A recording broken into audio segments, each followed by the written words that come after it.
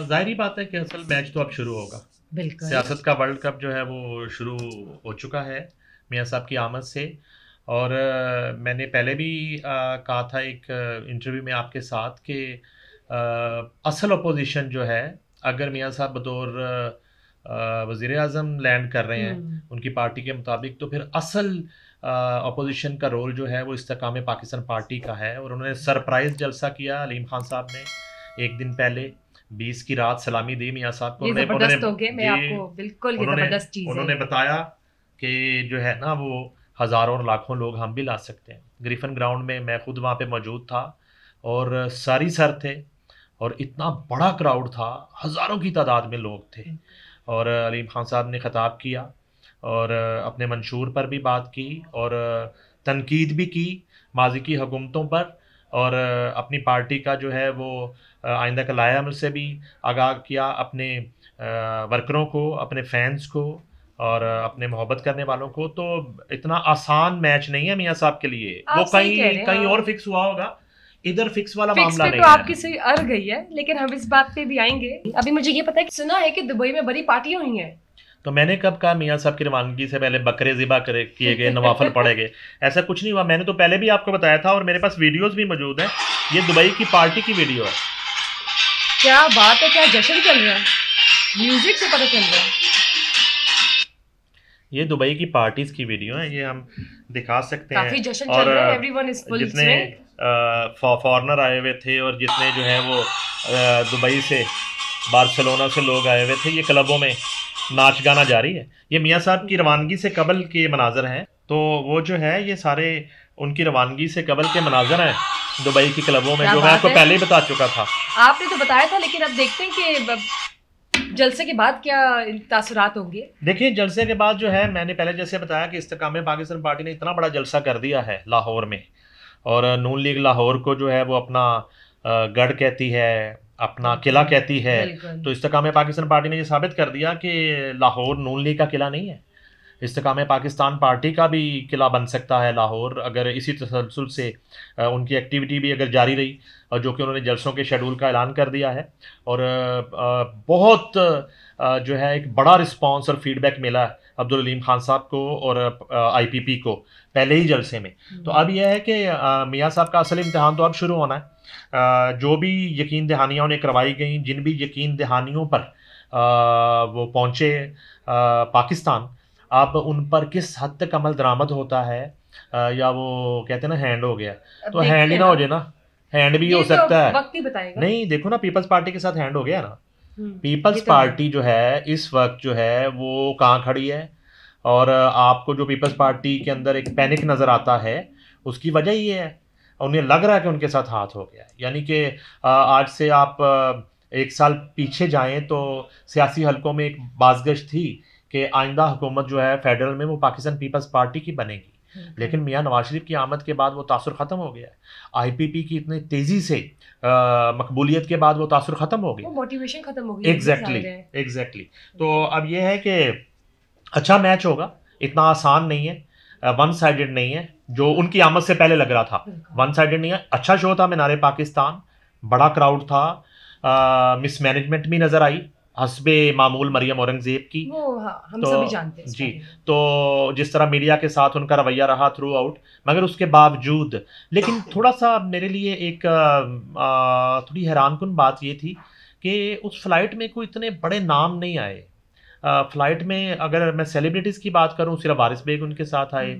अगर मैं जर्नलिस्टों की बात करूं तो मीडिया तो जो है वो ज़ाहिर बात है कि उसको आप उस तरह से काउंट नहीं कर सकते।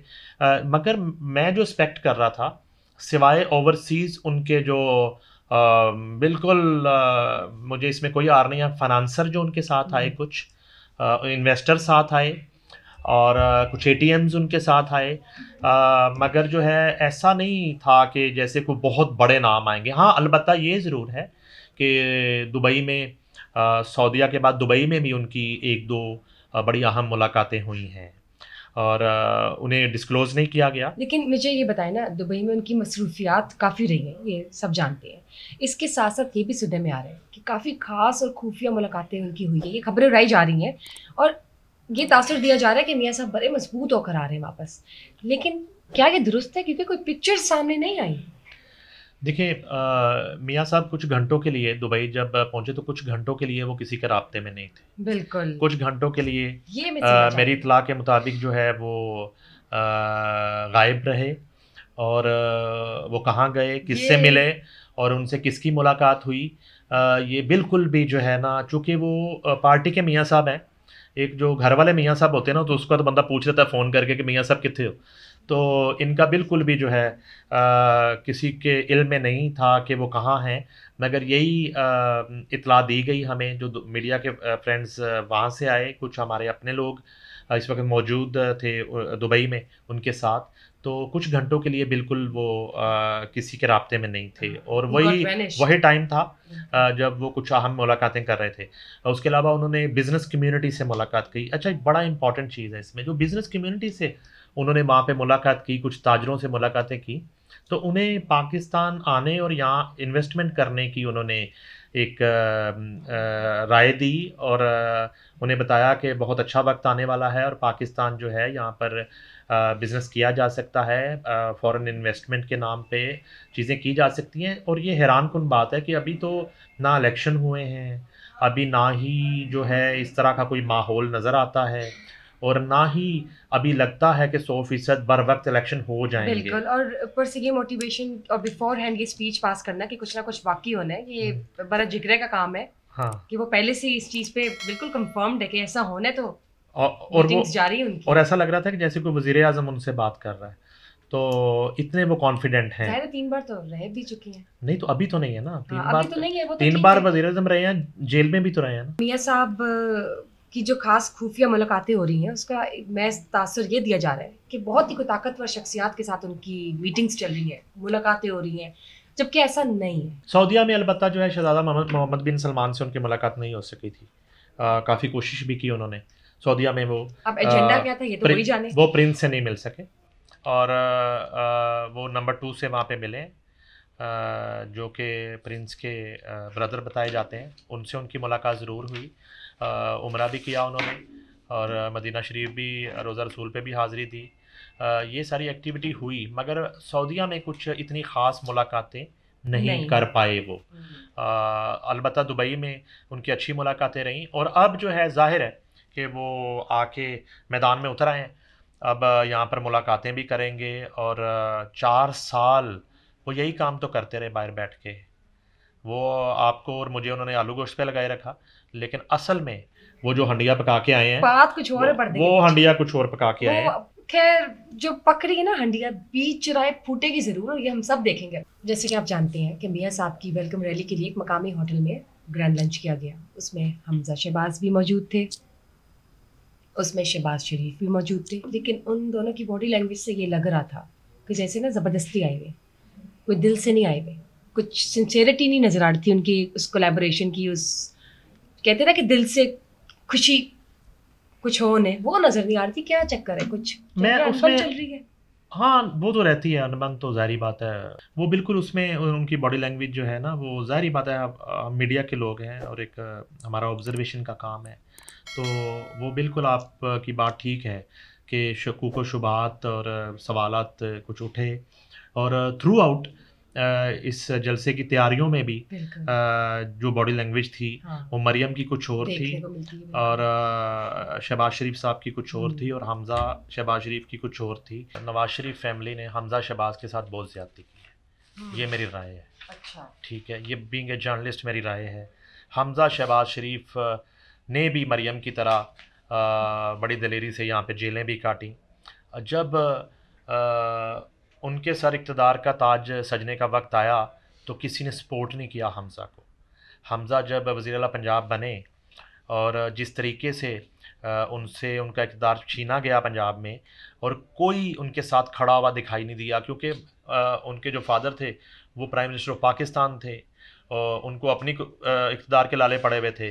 यहाँ पे रोल बनता था मरियम नवाज़ का, यहाँ पे रोल बनता था मियाँ नवाज शरीफ का, और यहाँ पे रोल बनता था मरियम और नवाज शरीफ के मुस्लिम लीग नून के अंदर धड़े का, उनके जो है वो कानूनी माहिरीन का, कि वो अदालत से किस तरीके से उनको उनके इक़्तिदार को बचाते, और जिस तरीके से 2 मरतबा वो वज़ीर आला का वोट लेते हैं और कामयाब होते हैं, और उनसे दूसरे ही दिन उनकी कुर्सी छीन ली जाती है।